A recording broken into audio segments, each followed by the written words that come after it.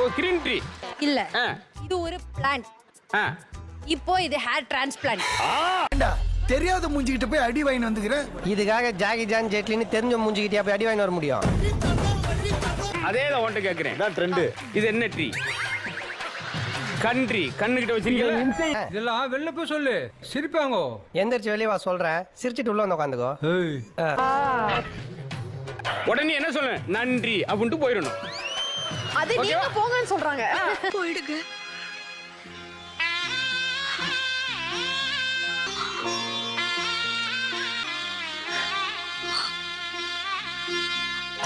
இது என்ன மரமா?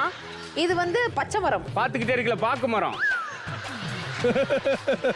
சரி சரிடா.